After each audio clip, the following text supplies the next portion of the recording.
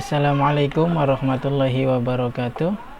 Bertemu lagi dengan saya dalam video pembelajaran biologi, yang pada kesempatan kali ini kita akan membahas mengenai klasifikasi makhluk hidup. Oke, yang pertama yaitu tentang pengertian dari klasifikasi makhluk hidup. Apa sih yang dimaksud dengan klasifikasi makhluk hidup? Oke, jadi makhluk hidup sebagai objek kajian biologi ini sangat beraneka ragam, dan agar mempermudah dalam mempelajarinya, tentu para ahli ini melakukan klasifikasi untuk penyederhanaannya. Jadi yang dimaksud dengan klasifikasi makhluk hidup ini merupakan pengelompokan makhluk hidup berdasarkan ciri-ciri tertentu yang dimilikinya. Nah, kemudian dalam pengklasifikasian ini tentu ada cabang ilmu biologi tersendiri yang mempelajarinya, yaitu taksonomi. Kemudian selanjutnya, tujuan mempelajari klasifikasi makhluk hidup yang pertama yaitu untuk mengelompokkan makhluk hidup berdasarkan ciri-ciri yang dimiliki. Kemudian yang kedua, untuk mendeskripsikan ciri-ciri makhluk hidup sehingga dapat diketahui perbedaan yang dimiliki antara makhluk hidup satu dengan makhluk hidup yang lainnya. Nah, kemudian yang ketiga, untuk mengetahui hubungan kekerabatan antara makhluk hidup dengan makhluk hidup yang lainnya. Kemudian yang keempat yaitu memberikan nama makhluk hidup spesies baru yang akan kita ketahui. Oke, setelah tujuan dari klasifikasi makhluk hidup kita ketahui, maka selanjutnya yaitu tentang manfaat dari klasifikasi makhluk hidup. Nah, untuk manfaat sendiri ini memiliki beberapa manfaat. Yang pertama, untuk memudahkan kita dalam mempelajari makhluk hidup.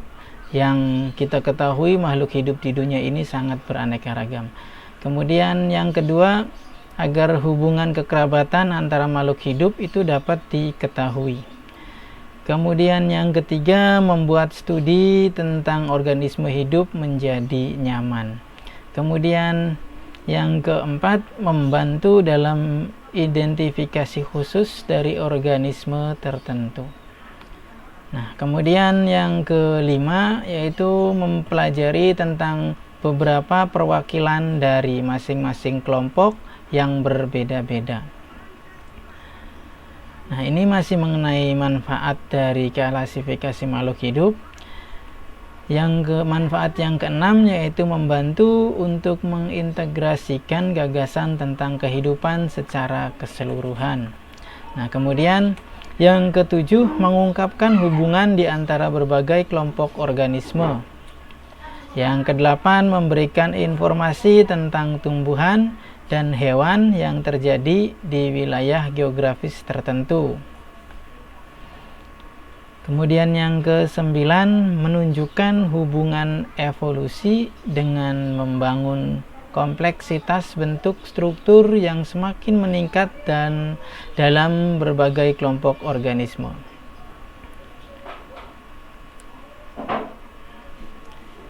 Slide selanjutnya yaitu mengenai macam-macam sistem klasifikasi makhluk hidup. Macam-macam klasifikasi makhluk hidup, yang pertama yaitu klasifikasi sistem alamiah. Nah, klasifikasi sistem alamiah ini merupakan klasifikasi untuk membentuk takson-takson yang bersifat alamiah atau sesuai kehendak alam. Klasifikasi ini didasarkan pada persamaan sifat, terutama sifat morfologinya. Yang kedua, ada klasifikasi sistem buatan atau artifisial.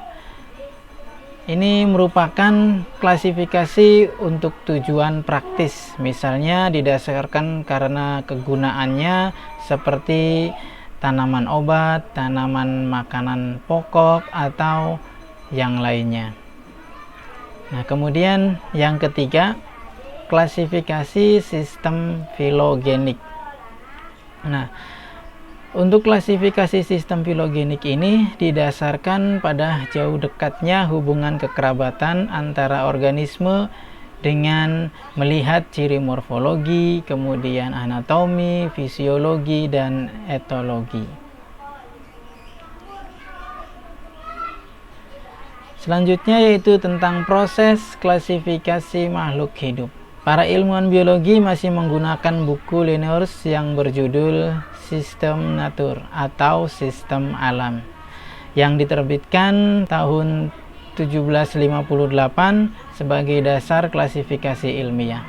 Nah, dalam hal ini ada 3 tahapan yang harus dilakukan untuk mengklasifikasikan makhluk hidup. Yang pertama ada identifikasi. Identifikasi ini merupakan pengamatan terhadap makhluk hidup yang akan diklasifikasi. Yang diamati adalah ciri-ciri dan sifat-sifat makhluk hidup tersebut. Kemudian dari ciri-ciri dan sifat makhluk hidup tersebut, pada tahapan ini kita akan menentukan persamaan dan perbedaan antara dua makhluk hidup. Kemudian ditentukan lagi apakah keduanya sama ataupun tidak. Selanjutnya yaitu tentang pengelompokan. Jadi setelah dilakukannya identifikasi, maka makhluk hidup kemudian dikelompokkan dengan makhluk hidup yang lainnya yang memiliki ciri-ciri yang sama. Nah, kemudian makhluk hidup ini dikelompokkan berdasarkan ciri-ciri yang sama dalam unit-unit yang disebut dengan takson. Nah, berikut urutan takson mulai dari yang tertinggi sampai dengan yang terendah.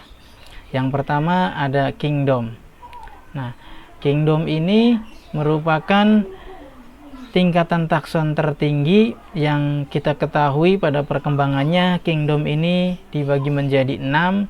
Yang pertama ada Archaebacteria, yang kedua ada Eubacteria, yang ketiga ada Protista, yang keempat ada Fungi, yang kelima ada Plantae, dan yang keenam ada Animalia. Nah, kemudian tingkatan takson selanjutnya yaitu ada filum atau divisi. Filum ini digunakan pada dunia hewan, sedangkan untuk nama divisi digunakan pada dunia tumbuhan.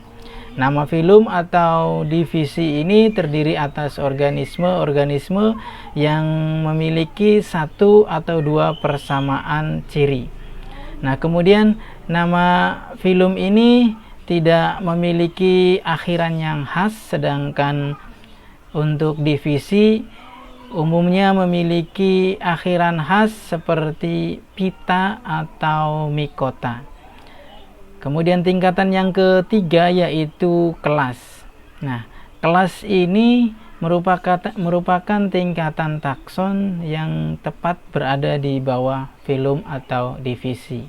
Nah, kemudian yang keempat yaitu ordo. Nah, setiap kelas ini terdiri dari beberapa ordo.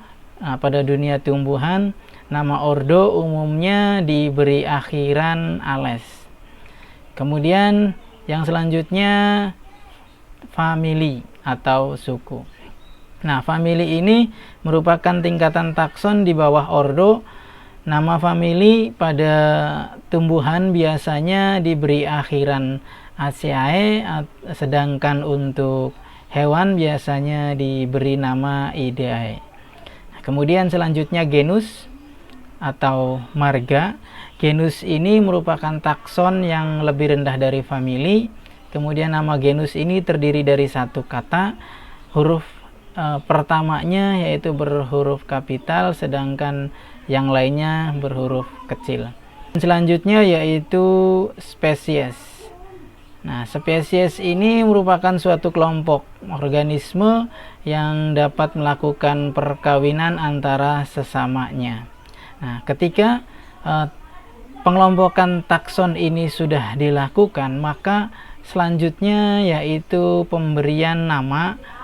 Yang selanjutnya kelompok-kelompok ini diberikan nama untuk memudahkan kita dalam mengenali ciri-ciri suatu kelompok makhluk hidup. Mungkin itu saja pemaparan dalam video kali ini. Semoga video kali ini bermanfaat. Saya akhiri, wassalamualaikum warahmatullahi wabarakatuh.